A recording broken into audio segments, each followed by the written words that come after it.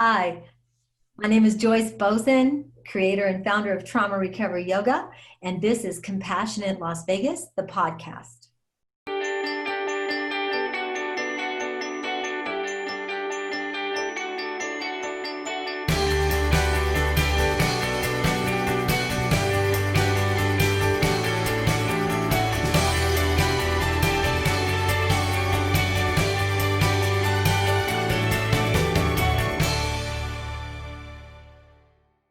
Well, Joyce, welcome to the podcast. I'm so happy to have you here today.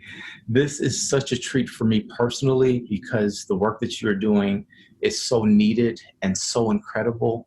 And our city is so blessed to have you doing what you're doing based right here in Las Vegas.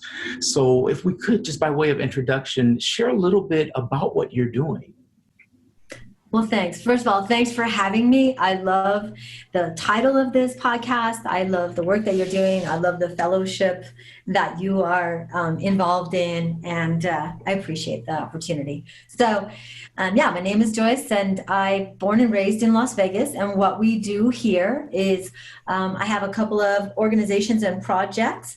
One is called Trauma Recovery Yoga. It's a nonprofit that I support and endorse now. It's run by an executive director, and they're working in spaces between the Veterans Administration to 13 Title I schools to the Resiliency Center, the Vegas Strong Resiliency Center for the Recovery of Route 91, and in a lot of other spaces because trauma is so broad and it's a spectrum.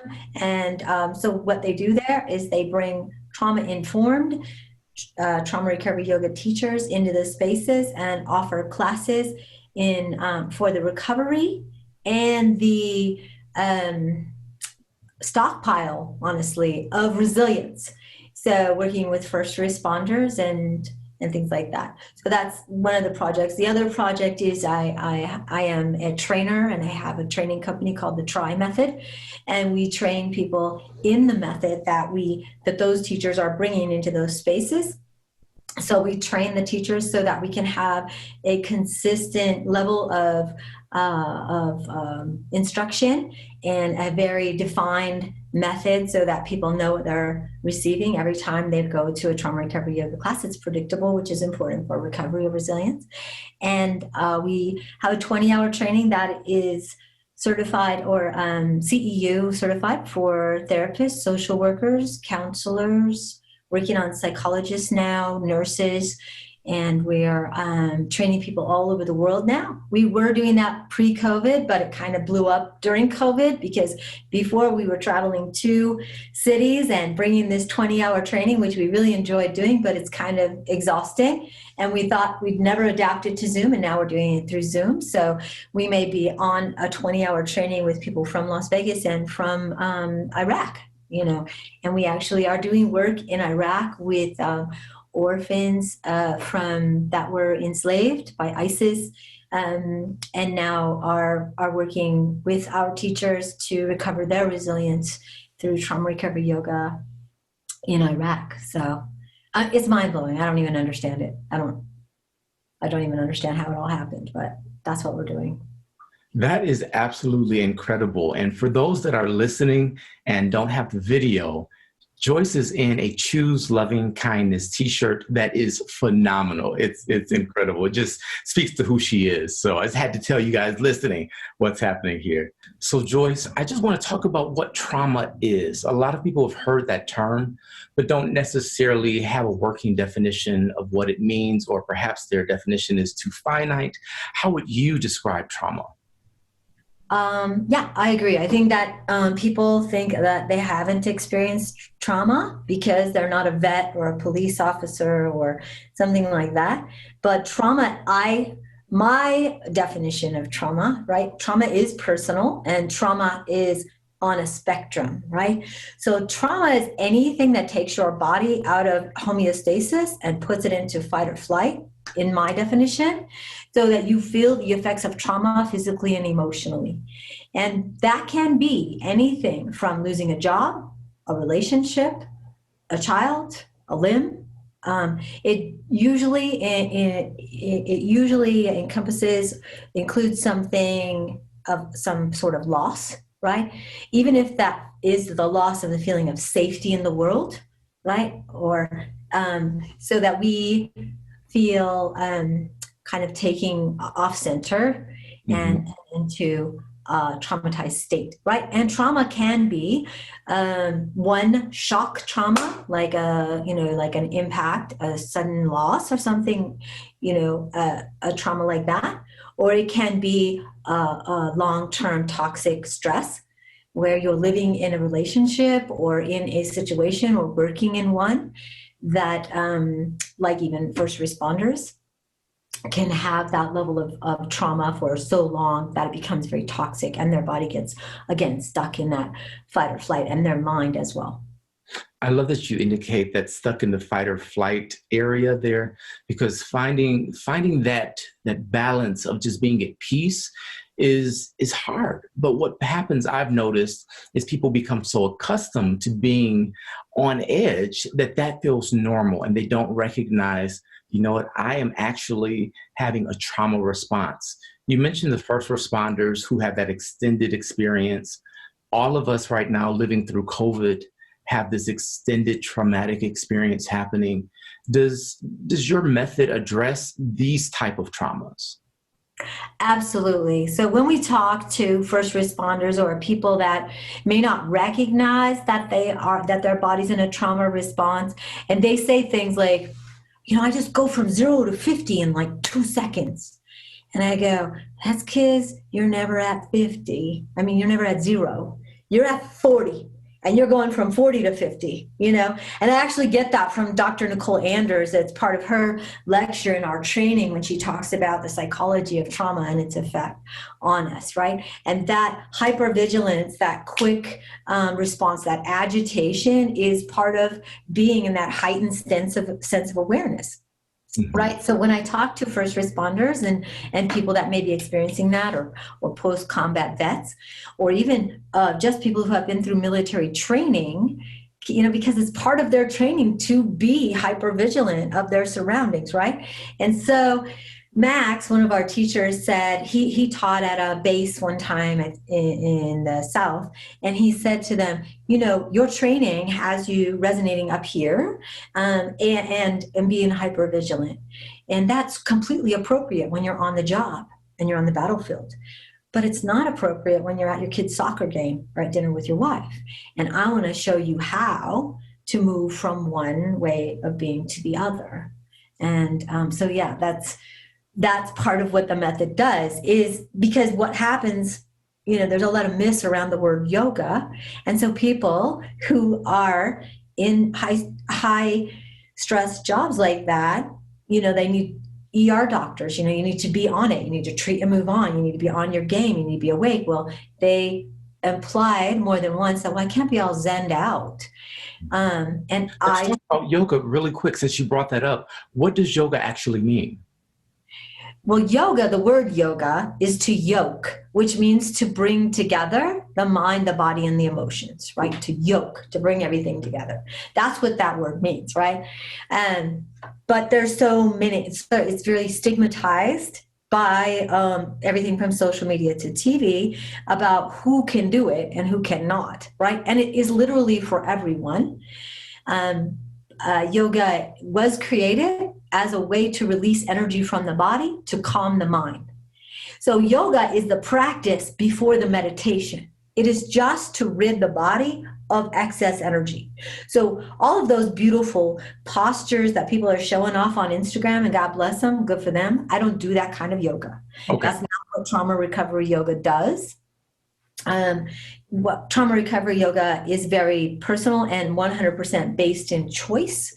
So you may sit down and do nothing but breathe and listen through a whole hour practice of trauma recovery yoga, or you can move quickly, or you can move slowly, right? But you make your choices. So it's your yoga, your rules, your way.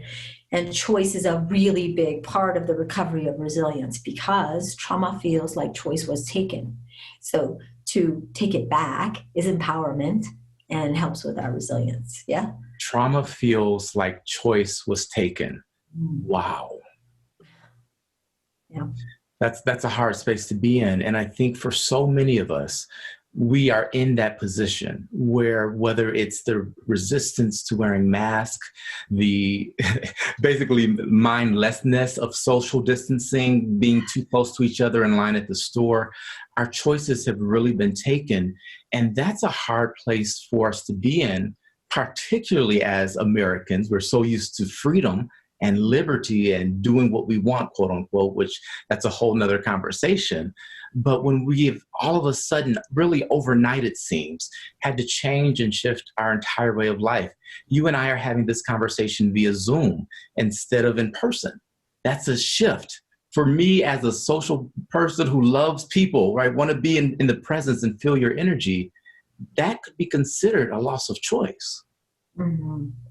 100%, 100%. I mean, I totally agree with that.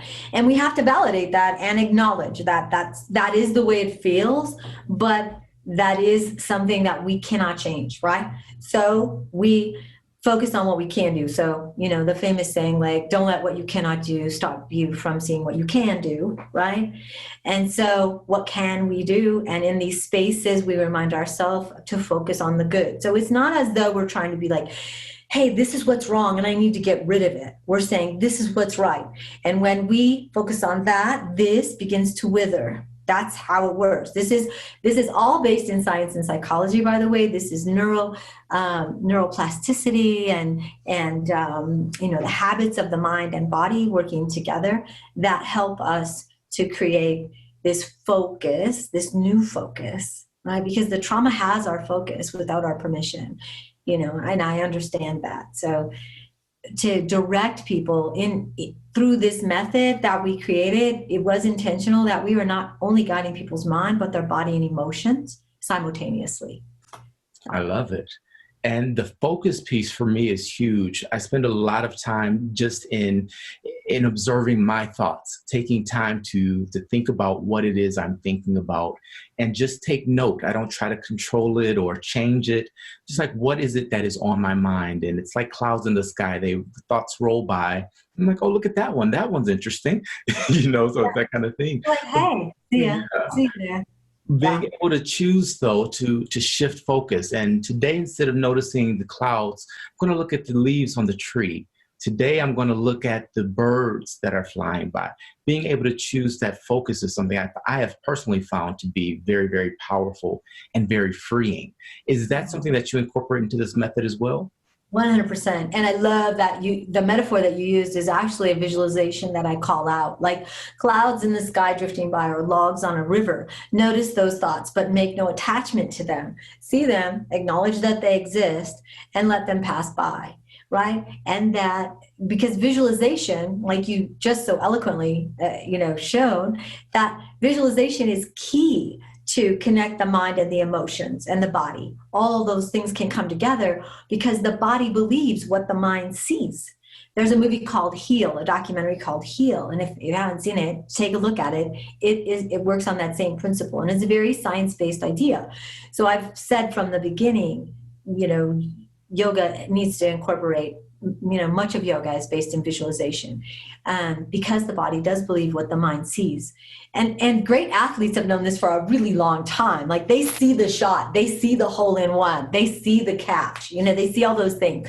So if you can see your body releasing, if you can see those floating by, what happens, and I love yours because that's one of my favorite meditations, by the way, what happens, and Eckhart Tolle talks about this in A New Earth, is that then the space between the thoughts begins to expand.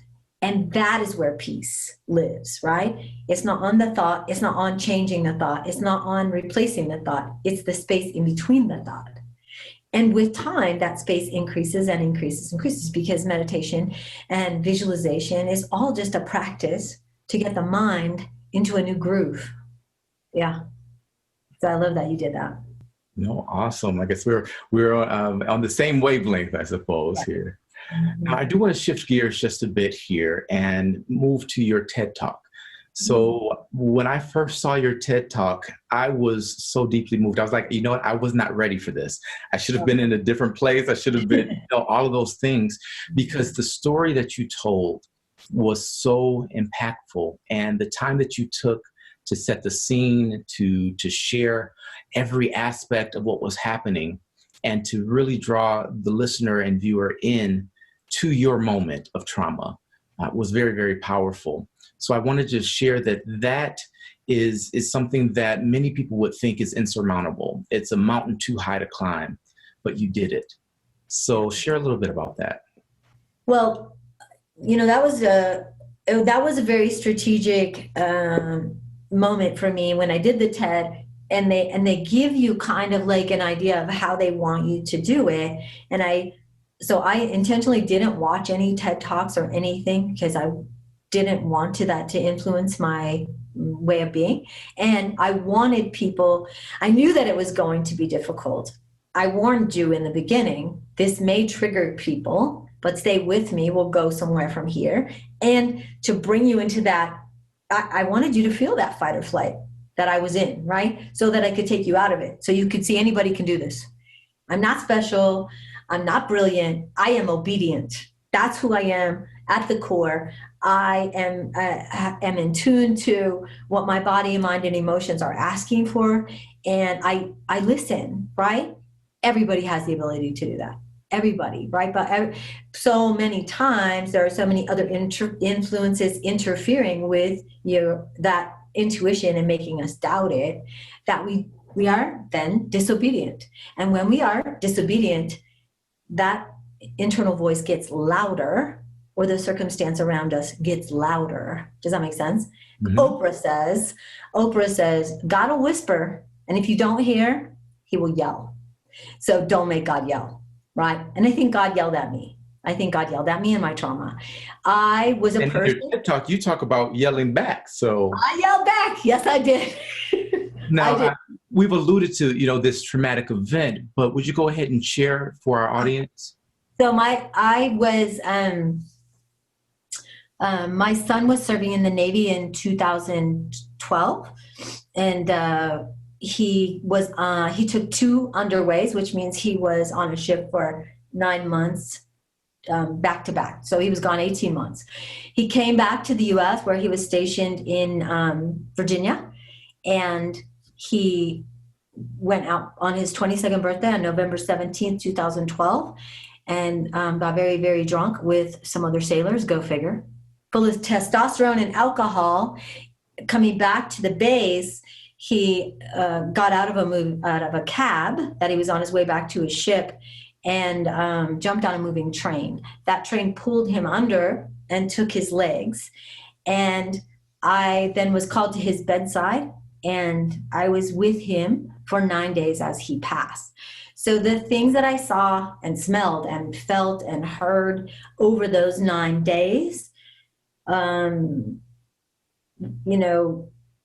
very traumatizing, for lack of a better word. And within that year, within the next 12 months, I isolated, had suicidal ideation, became very dependent on Xanax and other narcotic drugs that were prescribed to me, and then started listening. I was diagnosed with PTSD, and I went back to yoga because I had intuition saying, you can't do this to your surviving children, and you're still here for a reason. That was the mantra that got me out of bed. You're still here for a reason. I didn't know what though, but I knew I was meant to live, or I wouldn't be alive. That was all I knew, right? And so that was the trauma. That was the PTSD diagnosis. That was the beginning of Try. Because after all the talk therapy, which I highly recommend, talk is the ultimate self-care. It's better than any massage, any spa treatment. Okay, it's a treat. And if you incorporate that with body work, like moving and breathing and mindfulness, you're working top down and bottom up, and you're your recovery will be, just turbo boosted. Whether you use trauma recovery yoga or you get on a spin bike, but you're doing it mindfully and breathing and visualizing and helping yourself, right? But my thing was, I was working with traumatologists and psychologists at the VA, and I was getting really great treatment as a Gold Star mom. And I came to them and I said, I want to try yoga. I want to get off these drugs. I can't be a zombie for my kids are still here. And I went back to yoga and I hated it. I was so pissed. I'm sorry if I cuss a little bit, but I was so mad. And I was, because the regular yoga classes, which are great, all yoga is good yoga, but not all yoga is good for trauma, right? So when you're hypervigilant, when you're not used to being, isolated for a year, and now you finally creep out, and then they put you in a dark room with your back to the door, and they play Bob Marley, which was one of my son's favorite artists, and then they're walking behind me and touching me to align me, and they're doing all this out of the kindness of their heart. But I am so shocked and so hypervigilant and so upset that I was more triggered than treated in that class. When I went back to my traumatologist, I was like, I have ideas now. But I still think that yoga is a thing. Can you help me? So we picked apart my PTSD diagnosis, symptom by symptom. And I'd like to talk about that for just a moment, because your PTSD stemmed from the loss of your child. It wasn't a bomb exploding that you were with. It wasn't that you had gone off to war. It was the loss of a loved one. So I just want to make sure the listening audience knows that when you lose someone, that is traumatic, and you can have PTSD because of that. So thank you. Please continue. Yes, yeah. And thank you, because a lot of even people who served in the military and they come back and they weren't shot or they weren't injured or they weren't killed. They were like, well, I'm fine, but my buddy. Yeah, but you saw that happen to your buddy.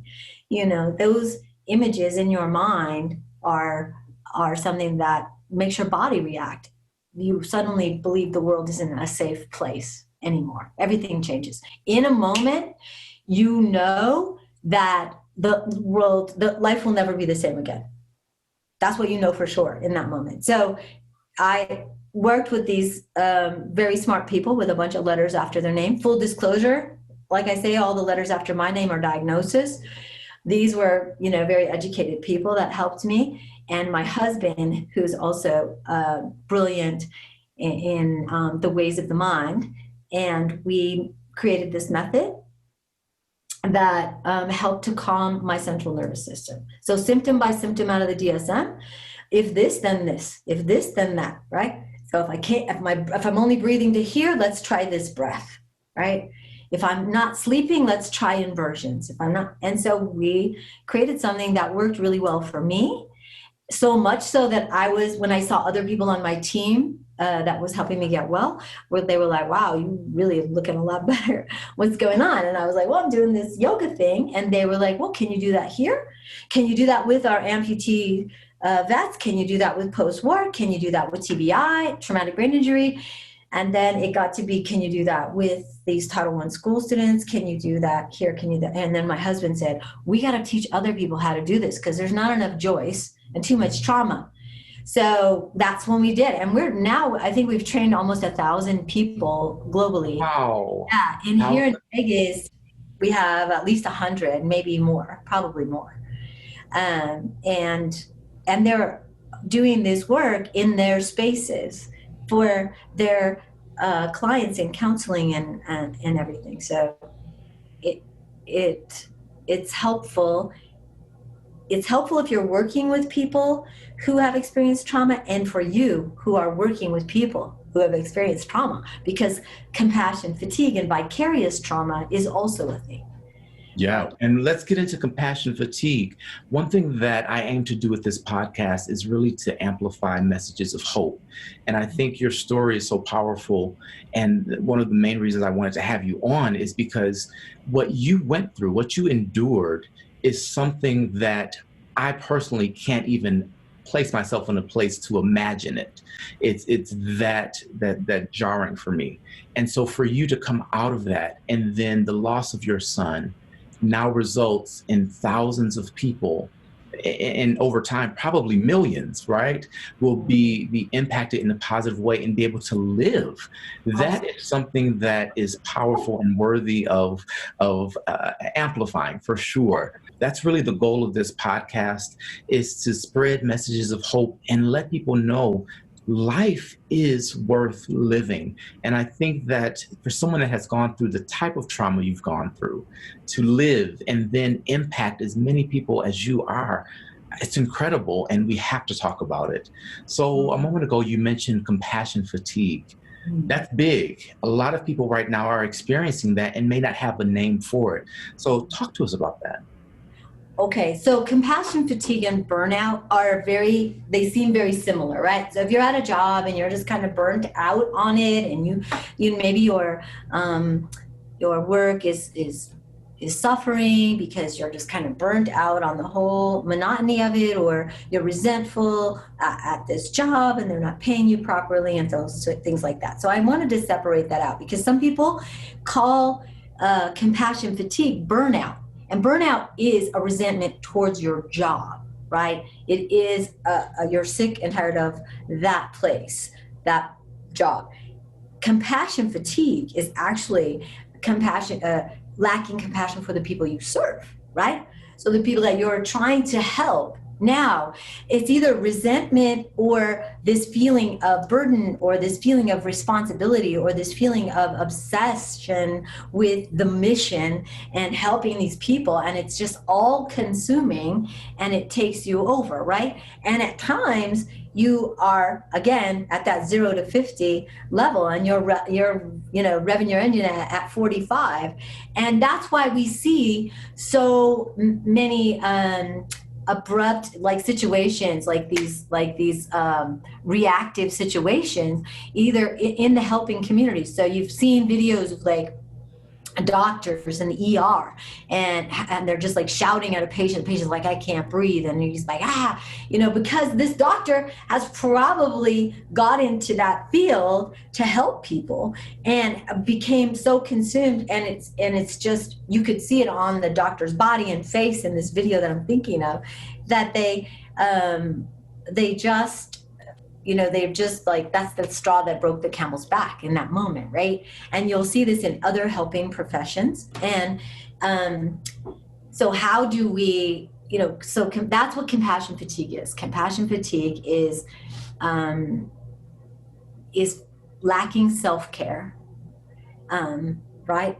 Really, that's the cause of compassion fatigue. So to back up, to have some place to put it, if you're a talk therapist, you should have a talk therapist, right? Everyone who helps someone should have a helper, because if you don't have somewhere to put that, if you don't have a fellowship, if you don't have that kind of support outside of that, not only are you taking on everyone else's stories, but you're taking on your own stories, right? And I say that on the shoulders because you'll see this in people with compassion fatigue, right? I'm going to protect myself, and I'm feeling very heavy, yeah. So it is a real problem. After 1 October, after Route 91, what happens too is we saw a great deal of compassion fatigue. First of all, people were in a fight or flight state because they were on the scene or working with their own family members, and the fallout across the town, specifically here in Vegas is what I'm speaking of, was really obvious. Inside offices, we were called in to the coroner's office and the police department and the fire department to help people relieve that fight or flight feeling in the body, right? And because they were having a lot of lateral violence, meaning that there was bullying peer to peer, in the hospital and at these departments and things like that, because this energy needs a place to go, right? And if you don't have an outlet for it, whether it's emotionally, verbally, or physically, or, preferably all three, it's going to come out on the people that you work with or the people that you serve. So this is being recorded pre-election, so we don't know the outcome yet and all of that. But do you imagine that the combination of the COVID-19 pandemic, the stress of a very polarized election cycle, people losing their jobs, seeing lines that they've never seen for food, and of course, hospitals being overwhelmed. The list goes on, right? Do you think that people are experiencing compassion fatigue just because they have to be more compassionate towards their neighbor? It's a really brilliant question. I think that there's two ways to look at that, right? And so perspective is everything. So first of all, to your point about the election, let's not forget about BLM. This is another polarizing topic right now, and there's a lot of confusion on how people should interact and how we can come together, and whether that's through the election or how do we still stay close to our families from COVID. There's a lot of isolation going on, right? So we do have to be more compassionate. I mean, it seems that we're being called to be more compassionate and to be more tolerant at minimum of other people's ideals, right? So thank you for that distinction too. Yeah. Yes. At least be tolerant, right? So, and when we do that, if we can encourage people to find curiosity over judgment, right? And to be curious and ask people's questions, or at least lean in and find out their motives, because we can all agree, no matter what side anyone takes, whether it's the election or BLM or mask or no mask or any of those things, that we cannot just say all those people that believe that are idiots. Because guess what? Some of them are probably your friends and family. So maybe if you ask somebody, just start to be curious. This will help us to be more connected, right? And so that connection is really important. But your point about compassion fatigue, right? So now we are called to be more compassionate. We are called to be more tolerant. We are called to be there for our neighbors and to maybe give more of ourselves and put more effort into our relationships. Good, because we weren't being called to that. So there's a lesson in here, and good. So let's look at what that is. Like, how do we smile with our eyes? How do I show you that I really care what you're saying when we're on Zoom? I lean into the camera. Learn, right? Evolve. I think that's part of what we're trying to do. So will we, some of us experience compassion fatigue? I think we will in those jobs that we always were anyways. And now, yes, it's amplified for sure. But the good news is, Will, that the tools are being offered now, that people woke up when suicide rates were already awful, when opiates were just already being abused, when so many violent acts were happening in different agencies like the police and things like that. Those things were already happening, and now they're amplified, and people are like, okay, we can't wait anymore. We can't wait anymore. So now is the time, and people stepped forward. So for example, me, what I do, usually there was never a budget. So these people who wanted to bring me into hospitals or coroner's office, or, to work with ER residents that are like, they're like kids, like, what's happening? They're shook right now, right? And to work with them, and then they were like, we don't have any budget. So then I would have to work with a nonprofit. We would look to find grant money, and then I would pay my teachers to go there. So it was really, that burden was all on the provider of the service. Now on the other end, just now, Will, like in the past few months, they're like, we have budget. Can you come? That's fantastic. So somebody woke up. Somehow the money shook out. And I think that that's happening. So yes, there's more compassion fatigue. Yes, there is more isolation and divisiveness, but the tools, what is necessity is the mother of invention. That's happening. Yeah, I want to return to Black Lives Matter in just a moment, but you sparked something for me that I think is important to highlight, which is now people are investing in things that aren't new, but are necessary. I love the idea that Marianne Williamson brought forth during her campaign, and she's a teacher I followed well before she entered politics, but she talks about the fact that right now we have a sick care system instead of a health care system, and we really need to invest in wellness. And I've seen, as radical as he is, Bill Maher on HBO. I mean, he's hilarious, but he's so principled. And I think a lot of people miss that because it's a political leaning show, but he's principled. And he talks about the fact that we really have to choose where we're investing. And without getting into his show, the point of the matter is right now is our opportunity to really reset our priorities and to fund the things that matter, and promote peace instead of war, and to promote health instead of just covering the symptoms of sickness, and to give people a reason to live instead of the dignity of work. How about the dignity of humanity, the dignity of simple existence? And then your work comes out of that. So for you to be able to be compensated for this very meaningful work is something that should have been happening long ago, but I am so grateful that it's happening in this moment. So with that in mind, returning to Black Lives Matter, I always say matter is the absolute minimum. Why is it now in this moment that Black Lives Matter has become such a huge movement? Well, you're talking to somebody born in 1964.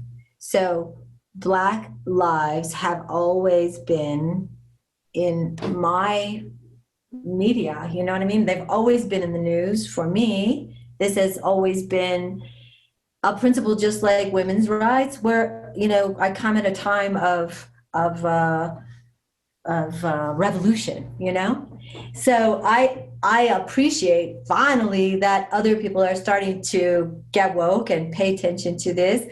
But I think, geez, you know, with social media, and it's just so undeniable with the constant stream of look what just happened, look what just happened, look what just happened, look what just happened. Do you see it now? Do you see it now? Right? So we didn't have that in the, you know, when we only had, growing up, I know you're too young, but there were like 4 TV channels. And if they didn't put it on the news, or in the newspaper, we didn't know about it, right? So that's really important. I think that the exposure, the raising of awareness, I think that that's why that, and I think that these issues in the police department have always existed to some level, but I think it's exaggerated now. And I'm going to say something now that I've never said publicly, so feel free to not share this, but you know, I work with, so I have to be really careful because these are also like, these are people that I serve, right? So I serve all the first responders from the police, from the 911 call center, the first of the first responders, to funeral directors, the last of the first responders, literally everyone in between. I serve all of them, right? But when it comes to the police, I think it's partially their training and partially because they are constantly in a state of fight or flight.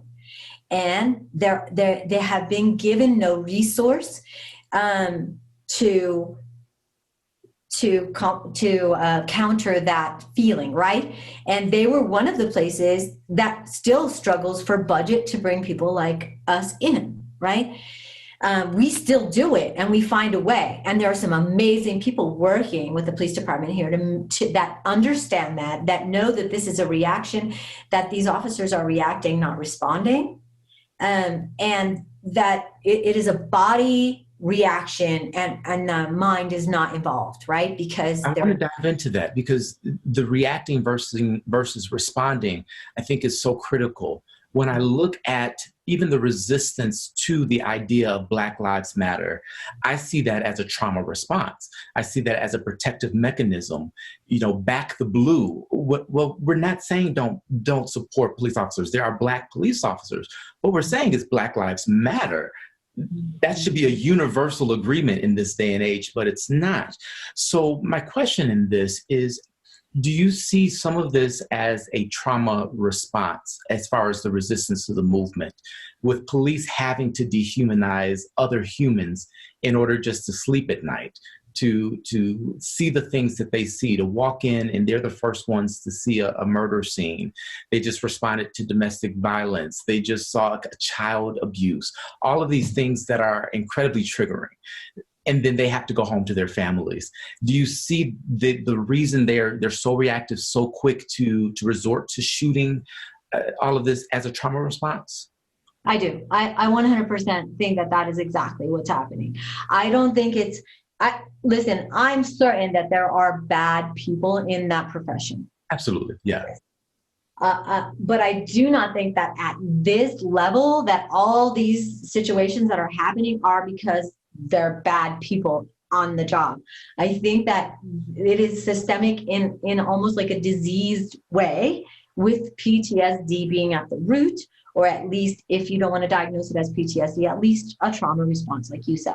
100%. I think that it's a conditioning, right? It is working again the opposite in a different direction with neuroplasticity to say these people are violent, right? And so the brain keeps seeing it, and the body believes it for whatever reason. If that's the neighborhood that they're doing calls in, if they've had past experience with that, because truly, you know this, Will, we don't have anything to base our present ideas on than our past experience, right? So what is their past experience, and why does it have them believing this? I don't think it came from their training. Partially, yes. Yeah, don't be using those chokeholds. You know what I mean? Like, that needs to be fixed. 100%. We know that that needs to be fixed. But we also need to help them release their day. Right? So why is it that firefighters aren't as violent when they're exposed to all the same things? I have an idea. I have a theory. Firefighters are housed together like a brothership, like a brotherhood, like a fellowship. And my brother's a firefighter. My father was a captain, right? So my brother's a captain for here in Vegas, both of them. And so I grew up around firefighters. And what I know is they're close like family. And when one has a rough night because he pulled a baby out of name it, right? Because this happens. The others come around, and there is a release. There is a helping. There is a support. There is a place for them to put it. They're not alone, right? But the police don't have that, right? They're on shift. They shift out. They're off. And they go straight home. And now they're worried about their family. They're shutting the blinds. They're locking the doors. You know, they're sitting with their back, you know, so that they can see. They're not sleeping. They have insomnia. They're not eating well. And they're trying to compensate with caffeine and alcohol. And, you know, and again, I'm not talking shit about the police. I'm telling you that this is a natural way for a human being to react in this circumstance. I'm so glad you said that. It's absolutely natural. And I think of even the broader spectrum here. So you mentioned you don't think it's part of their training. I would add to that and say it's inherent in their training from the time they're born. Because if you look at the movies, how are African Americans portrayed? You've got Boys in the Hood, and that was a Black director. So you can't say, well, they are portraying Black people that way. No, Black people are showing these things. So you look at the gangster rap and all of this combines. So then when a police officer encounters a Black person, that fight or flight is automatically triggered because what did they recall? What did they see growing up as images of Black people? Danger, violence. So you have to subdue. So I think it's all tied together. But the question that I always ask is, what kind of world do we live in where this is even possible? What have we allowed to take root in our structures, in our culture, that continues to allow these ideas to take forth? Instead of highlighting someone like a President Obama and First Lady Michelle Obama, who are exceptional examples, we promote those that are wretched, for lack of a better term. I think back to my childhood with the Huxtables. You know, Heathcliff Huxtable and Claire and all of that. That family, the Cosby Show was phenomenal. But a lot of people said, oh, they're sellouts. Oh, that's not really the Black experience. And I'm like, well, now my dad's not a doctor, my mom's not a lawyer, but they're both professionals. And I'm like, well, that's kind of my experience. Like, that's my childhood. That's how we lived. So for me, I have internalized racism. And a lot of people don't think Black people can be racist. No, I absolutely disagree. I think Black people can be racist because that's just the way society has become. So I'm so appreciative of what you shared. I just have to share a thought on what you just said, because I thought you put that so brilliantly, and I appreciate the way that you speak on this subject, because it is a terrifying subject. I mean, let's be honest, especially for a woman. Like, I'm 56 years old, right? So this isn't a conversation that's been comfortable or easy, in my life, right? So I'm just now having these conversations, and they're so, so important that I refuse not to have them, even though I mess up all the time, because I am unaware, right, of the epigenetics of generations before me, meaning that listen, you can inherit behaviors and ideas just as you can inherit brown eyes, right? So I mess up all the time. I want more people. So I would speak to people like me who know that it's scary. And then this is the conversation behind closed doors right now, is just don't say anything if you don't know what to say, because you're going to get in trouble. Well, that's not going to change shit. So step in, say something, mostly ask questions, right? Listen with being open that what you might hear could change you, right? Curiosity over judgment, what you said earlier. Curiosity over judgment. Yes. And that's a recipe for life, right? And inclusion is the solution, right? So I say those two things all the time. How can we include people? How can we really include people, though, Will? Not just an invitation, not just like, well, they're there. No, it is the responsibility of people who happen to be born white, because we didn't choose it, okay? Wasn't we didn't, listen. So it is the responsibility of people who happen to be born white to lift people who did not happen to be born white into white privilege. That is our responsibility, because there is no other way for them to be lifted into it, right? I mean, yes, there are, but what I think people don't understand what equity really means, right? Equitability over equality. Equitability is saying all things aren't just even. You started in a hole just based on the color of your skin the moment you were born. So I need to pull you up out of there. Now we even, right? Now we can go together. But I think there's a underlying fear of lack in the. You said earlier, how do we live in a world like this? It's not a world, it's a country. Our country is the worst at this. That's a shame, yeah. Right? We are educated people. We're supposed to be evolved. What are we doing? And so if we can begin there and start to agree that first of all, agree there's a problem. That's a big one right there. That's a frustration for me. Wow, are you saying that this is all made up? Right? What are you doing, right? Agree that there's a problem. Agree that you can be part of the solution.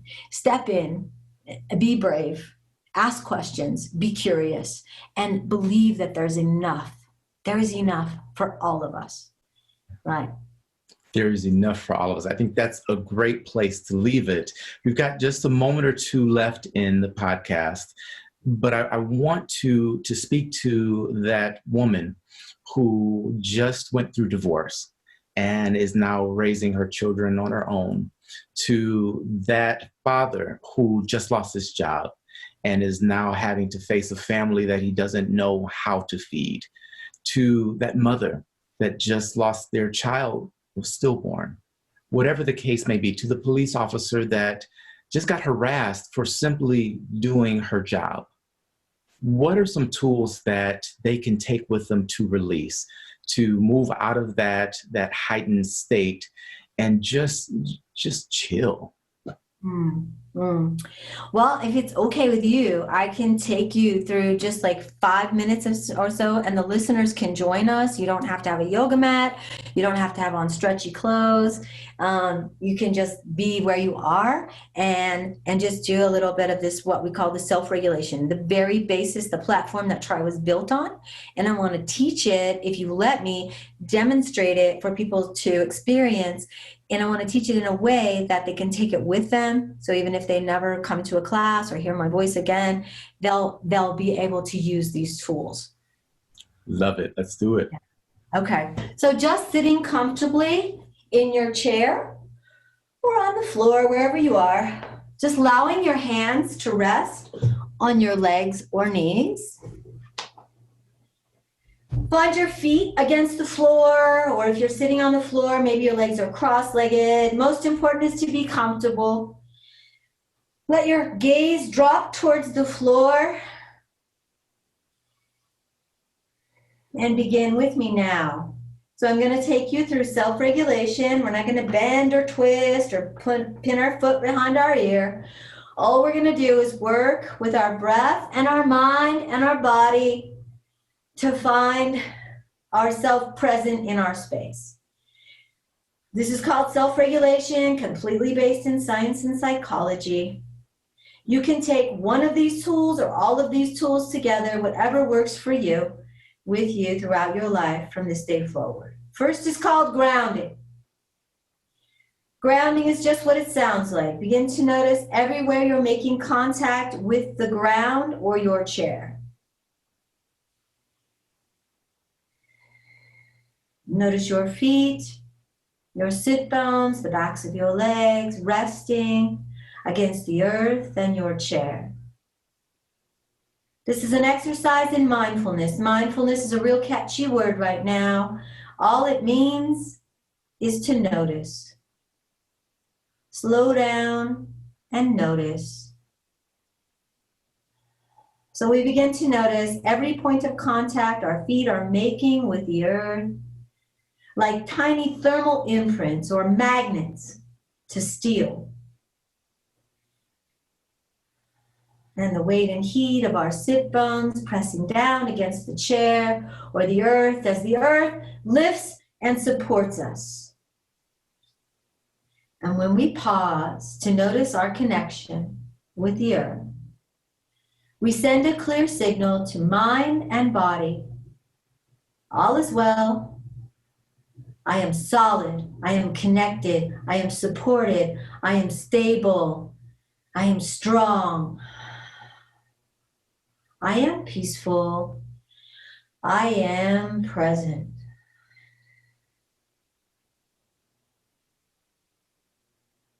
Notice now the hands resting on the legs or knees, the fingers slightly separated, and the hands resting, as though every tiny muscle in the fingers and palms and wrists were warm and released, like a warm, wet cloth resting across our legs. Notice any resonance or heat or energy between the hands and legs. And when we pause to notice our hands, palms down, resting in this way, we send another signal to mind and body. No reason to point a finger or make a fist. I am peaceful. I am present. All is well. Gazing down now, the chin drops towards the chest without pushing. The shoulder blades begin to draw together behind us as we feel the sternum opening, shining the light of our heart up towards our face. And we gaze down softly at the feet or the floor, and we begin to notice ourselves safe in our space. This is called orientation. Orienting ourselves in our space. So we find 4 colors or 4 textures in our field of vision, finding ourselves safe in our space, noticing the color and texture of the flooring, our shoes or feet, our clothes or skin.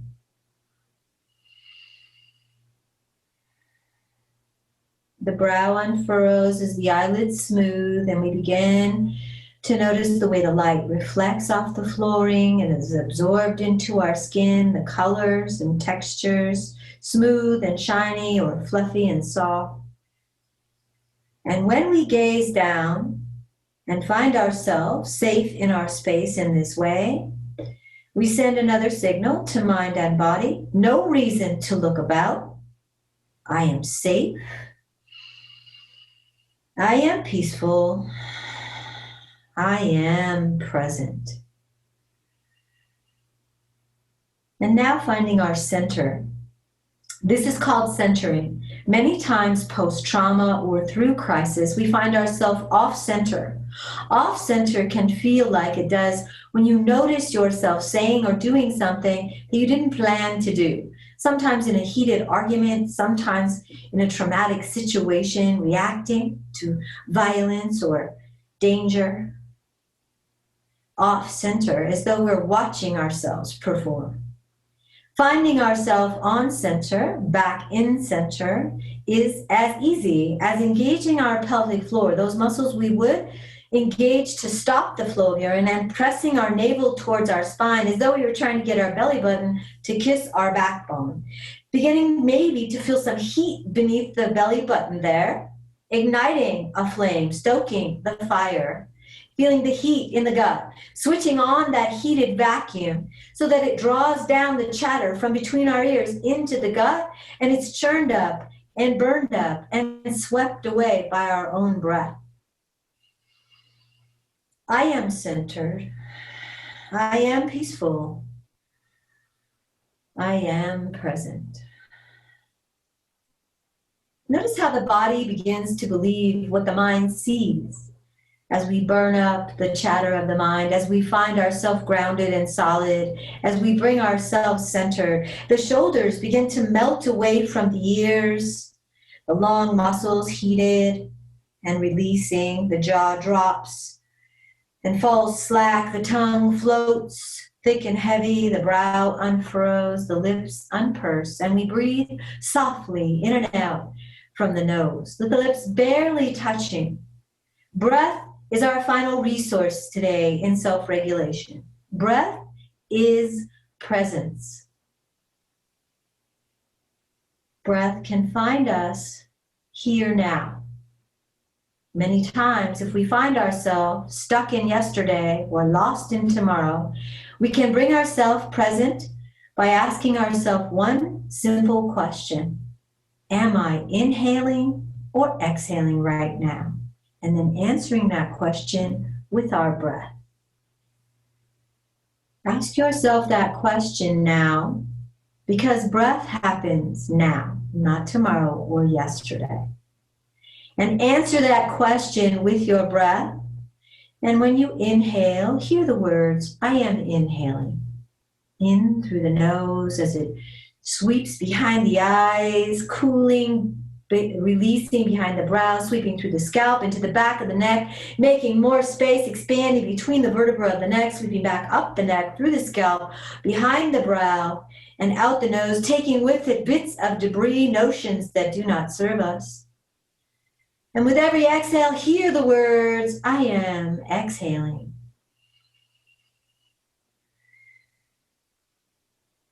Taking a moment now to scan our bodies. Body scan is a way to bring about presence and release the notions of the day that have clung to our body and mind.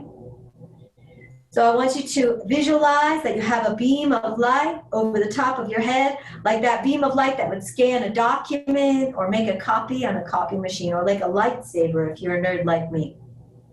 And that light is humming and resonating in a beautiful color, a secret color only you know, the color of your hopes and your wishes and your dreams.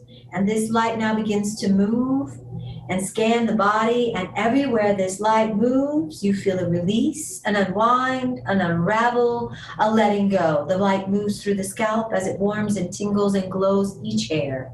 The brow unfurrows, the eyes sink a little into the skull as the cheeks become rosy, the lips dewy. The light moves through the jaw, those tiny muscles in the jaw release as the jaw falls slack and the vocal cords begin to release, unwind, warm and glow, moving through the shoulders, through the collarbones, weaving in and out of each rib, inflating the lungs, moving and playfully dancing this light between each vertebra, shining up and down that spinal cord, crackling and popping around the brain, the nerve endings reignited, happy hormones secreted, sweeping down through the gut now, working to detox, heal, and repair our internal organs, liver, kidneys, digestion, reproduction, pancreas, spleen, gallbladder, all going to work, crackling, popping, dissolving what isn't necessary, rebuilding what is called for, heating through the hips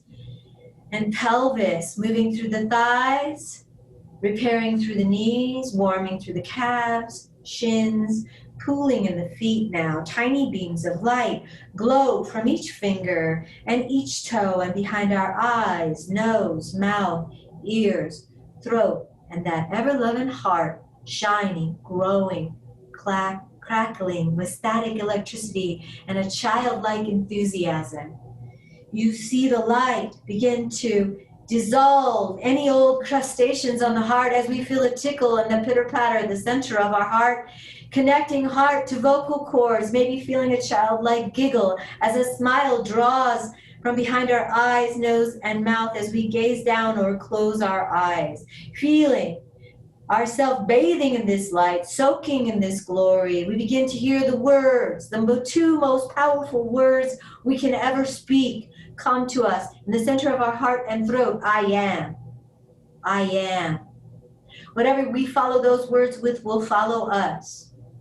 What word do you choose to follow those words with today? Not trying to fake it, not trying to bullshit ourselves, just trying to remind ourselves of something that's always been true, but we may have forgotten. Hear your heart speaking to you now. I am powerful. I am kind. I am generous. I am curious. I am inclusive. I am tolerant. I am compassionate. What is it for you today? Hear your I am.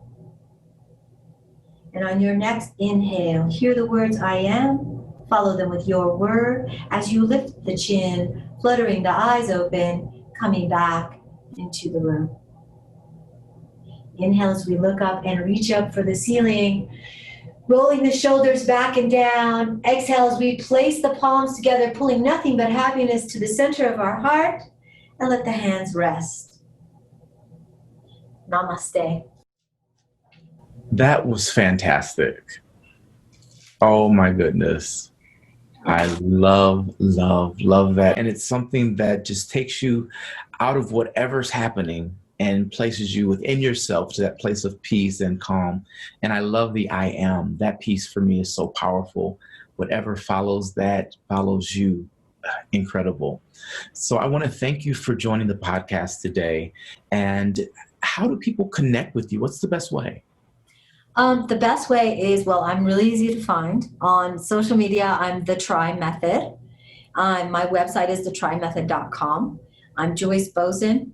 My direct line is on all of my social media and on my website. So I'm easy to call. I'm easy to email. Joyce at thetrymethod.com as well. So that's it. Really easy to find me. Wonderful. And for those looking to practice that try method that Joyce was so gracious to lead us through, you'll have a separate link that you can click on and enjoy the full experience. So it's something that you can certainly grab hold to and know that you can live. Life is worth living. As Joyce's story shows us, you can go through something that seems to be life-ending and find out on the other side there's so much life to live.